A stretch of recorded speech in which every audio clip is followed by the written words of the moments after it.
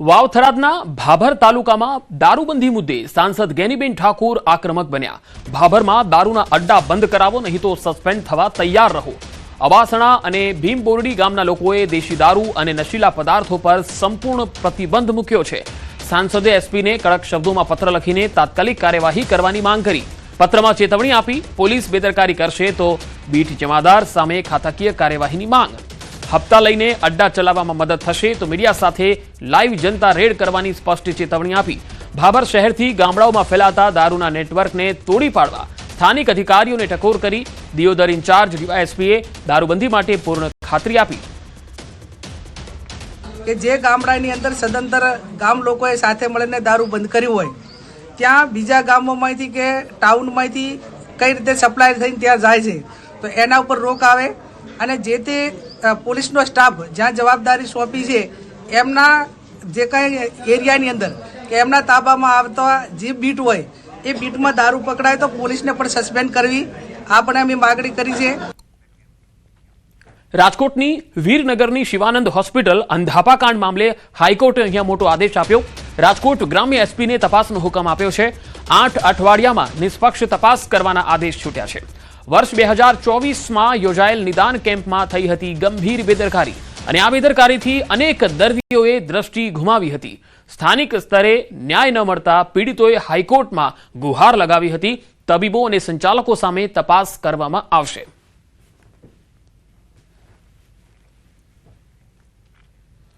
नवसारी में जलालपुरनी महुवर प्राथमिक शाला में अंधश्रद्धा। शाळाना मुख्य गेट पासे લીંબુ नारियळ अने बंगड़ीओ जेवी शंकास्पद सामग्री मळी आवी। शैक्षणिक संकुल में आवी प्रवृत्तिओ थता वालीओ ने ग्रामजनों में भारे रोष छे। रात्रिना समये अजाण्या शख्स द्वारा शाळाना प्रवेश द्वार पासे अंधश्रद्धा फैलावती विधि करवामां आवी होवानी आशंका छे। बाळकोना मानस पर विपरीत असर न पड़े ते माटे आ मामले कड़क कायदेसरनी कार्यवाहीनी तैयारी पण बतावी।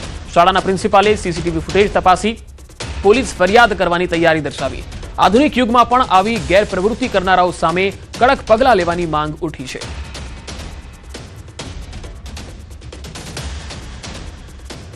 सरकार द्वारा तमाकू पर लादवामां आवेला टेक्स परत करवानो निर्णय लेवामां आवता खेडूतोए सरकारनो आभार व्यक्त कर्यो। तमाकू पर टेक्स परत खेंचवा बाबते थोड़ा दिवस अगाऊ बनासकांठाना धानेरामां खेडूतोनी महापंचायत मळी अने सभा बाद रेली स्वरूपे नायब कलेक्टरे आवेदनपत्र आपी रजूआत करी हती। એ ટેક્સના લીધે ખેડૂતોને જે પાક છે એને એ ઘણી બધી નુકસાની લીધે કે આર્થિક રીતે નુકસાન કરતું એક સરકારનો નિર્ણય હતો। એની દાદા રજૂઆતો કરી અને એ રજૂઆતને સરકારે ધ્યાને પણ રાખી છે અને એ ટેક્સ એ સંપૂર્ણપણે નાબૂદ કર્યો છે। આ તબક્કે સરકારશ્રીનો આભાર માનીએ છીએ અને આના લીધે ખેડૂતોને જે તમાકુનો પાક ઉત્પન્ન કરે છે એવા તમામ ખેડૂતોને એક સારો એવો ભાવ મળી રહેશે, એટલે સારી એવી આર્થિક એ મદદ મળી રહેશે, આર્થિક એક સપોર્ટ પણ મળી રહેશે। हिमाचल कुल्लू और महाराष्ट्रमांथी आवती स्ट्रॉबेरीनी हवे राह नहीं जोवी पड़े, कारण के हवे पंचमहालना गोधरा तालुकाना खेडूतोए स्ट्रॉबेरीनी दुनियामां पग मूकी दीधो छे। गोधराना प्रगतिशील खेडूतोए स्ट्रॉबेरीनी खेती करी अन्य खेडूतोने पण नवो राह चींध्यो छे। अमे पारंपरिक बापदादानी आरसामां जे खेती करी रह्या हता ए प्रमाणे खेती करता हता, परंतु पाछला वर्षमां बाजुना गामनी अंदर स्ट्रॉबेरीनी खेती करी अने अमे जाते एने निहाळ्या पछी अमने एवुं लाग्युं के अमे पण केम नहीं, तो आ प्रमाणे अमे आ वर्षे स्ट्रॉबेरीनी खेती करी छे। ते पण संपूर्ण देशी गाय आधारित प्राकृतिक ज करेली छे। पंचमहालना गोधरा तालुकाना प्रगतिशील खेडूतोए ठंडा प्रदेश स्ट्रॉबेरीनी सफल खेती करी नवी पहल करी।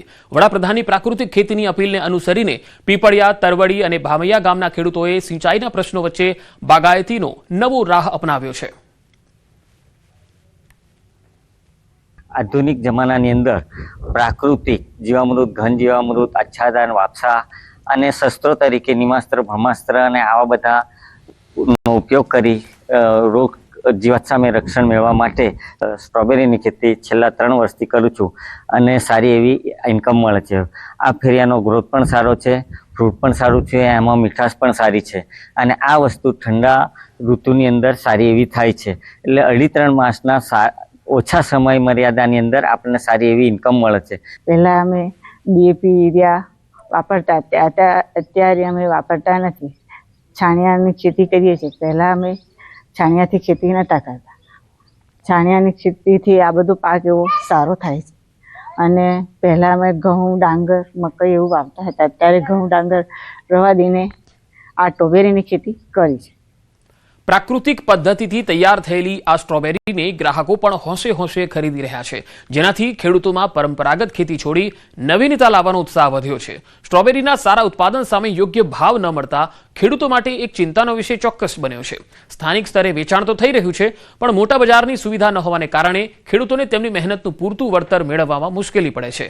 ખેડૂતોને યોગ્ય બજારની વ્યવસ્થા મળે તો પંચમહાલની આ પ્રાકૃતિક સ્ટ્રોબેરી આર્થિક રીતે વધુ સદ્ધર સાબિત થઈ શકે તેમ છે.